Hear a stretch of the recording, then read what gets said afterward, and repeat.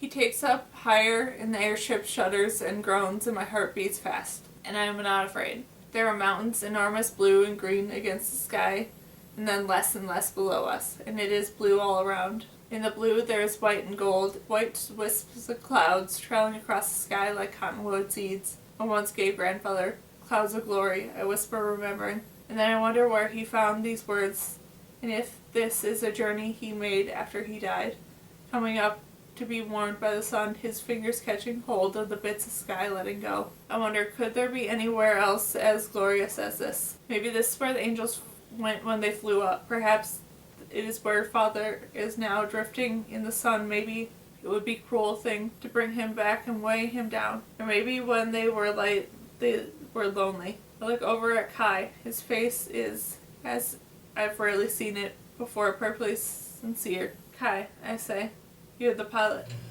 He smiles. You are, I say. Look at how you fly. It's like Indy. His smile turns sad. You must think about her when you fly, I say, a little sharp pain cutting through me, even though I understand. There are places, times, when I always think of Xander.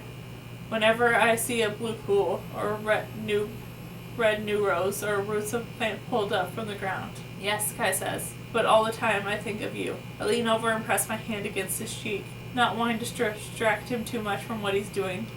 The flight with the man I love is glorious, glorious. But there are so many people trapped below. We drop lower out of the clouds. The mountains wait for us. In the evening light on the faces turn white snow, pink and gray, rock gold. Dark trees and waters flat at first, and then glinting and graining dimensions as we come closer, clinging to the sides of the mountains. Ravines of trembled stone cut into the green foothill. Hand in hand, we walk up the path from the landing meadow up to the village to find and speak to Anna and Eli. I hope they'll come with us, I think. We need them in the Providences. But they might want to go to the other lands, or stay in the mountains, or go out and look for Hunter, or back to the carving. There are so many choices now. Kai stops on the path. Listen, he says. Music. At first I only hear the murmur and the wind through the tall pine trees, and then I hear singing from the village. We all quicken our pace. When we come to the village, Kai points at someone. Xander, Kai says. He's right. Xander's ahead of us. I see his blonde hair, his profile. He must have flown in on one of the other ships. He's going to try and get to the other lands. Xander must know we're here, somewhere, but he's not looking for us. All he's doing right now is listening. The villagers aren't just singing, they're also dancing around the stone in a farewell. Fire dances, too.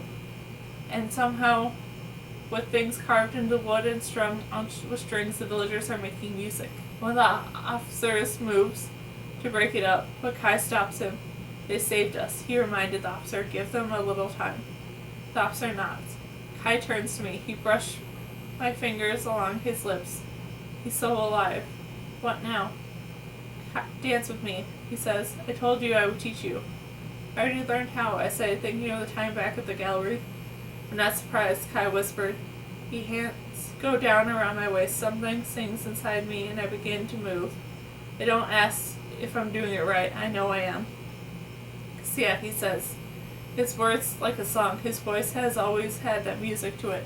He says my name over and over as we move together until I'm caught in a strange place between dizziness and clarity, the need and straighty, and the give and take. And Kai, I say back, for so long we cared about who saw us, who might be watching, who might be hurt. But now we are only dancing. I come back to myself at the song's end, when the strings make the sound like heartbreaking. And then I can't help but look for Xander. When I find him, I see that he watches us, but there's no jealousy in his gaze. There is nothing but longing, but not for me anymore. You will find love, Xander, I want to tell him. The firelight flickers across Lena's face, and she's very beautiful, very strong. Could Xander love Lena? Someday, if they go to the other lands together. We could stay out here, Kai says, low in my ear. We don't have to go back. It's a conversation we've had before. We know the answer. We love each other, but there's others to think of too. Kai has to look for Patrick and Ada, and see in case they are still alive. I have to be with my family. When I was flying, Kai says, I used to imagine that I came down and gathered everyone up and flew us all the way. Maybe we can do that someday, I say. It might be, Kai says. We won't have to go so far to look for a new world. Maybe the vote really will be the beginning. And the most it is the most hopeful I've ever heard him sound. Anna walks over to Xander and says something to him. He follows her towards Kai and me. The light from the fire shades and lightens, flickers, and holds. When it does, I see that Anna holds a piece of blue chalk in her hand. You did it, she says, the three of us. You found the cure, and each of you had a part. Anna takes Kai's hand and draws a blue line on it, tracing out his veins. The pilot, she says. She lifts my hand and draws a line from Kai to me. The poet, and then Anna takes Xander's hand and draws a line from me to him. The physic, she says. Even in the mountain, where the fresh pine and burning wood smells, it's light and the music and the gathers around us as Anna steps back. I hold onto Xander and Kai at the same time, and the three of us stand in a little circle on the edge of the known world, and even as the moment exists, I find myself mourning its passing. The little girl, Xander, and I saw the village dances over, wearing the wings I saw her in before. She looks up at the three of us. It's plain she wants to dance with one of the boys. Kai lets her lead him away, leaving me alone with Xander to say goodbye. The music this time is lively, runs us along, over us, into us, and Xander is here with me. You can dance, he says, and you can sing. Yes, I say. I can't, he says. You will, I say, taking his hand. He moves smoothly, desperate, despite what he thinks the music is in him. He's never been taught to dance, and yet he's guiding me. He doesn't know it's because he's concentrating so hard on what he doesn't have, what he's thinking he can't do. Can I ask you something? Of course, he says. I remember something I shouldn't, I say, from a day when I took the red tablet. I tell him about the way I reclaimed the Red Garden Day memory. How could I get part of the memory back? I ask him. It might have something to do with the green tablet, Xander says. His voice sounds very kind and very tired. Maybe you're not taking it ever means that you could get your memories back somehow. And you walk through the blue. Ochre told me that the blue tablet and the plague are related. Maybe you helped yourself become immune. He shakes his head. The society made the tablets like a puzzle. Everything is a piece. I'm learning from the pharmacists and the scientists how complicated it all is. The way medications work together, the way they work differently in different people. It's something you could spend your whole life trying to figure out. So what are you saying, I tell him. Is that I might never know? Yes, he says. You might always have to wonder. It's all right to wonder, I say. Besides, the words on the microcard, that was the last thing Grandfather said to me before he died. He gave me the poem and he told me that it was all right to wonder. So it's fine that I don't know which poem he meant for me to follow. Perhaps it's even what he intended. It's all right that I can't figure everything out right here and right now. It might also just be you, Xander says. I think he's smiling.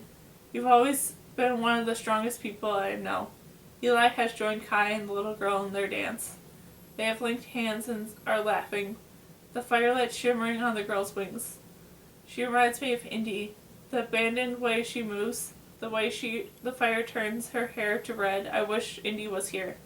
I think, and my father and everyone else we've lost. Xander and I stop dancing and we stand very close, still in the middle of the people moving.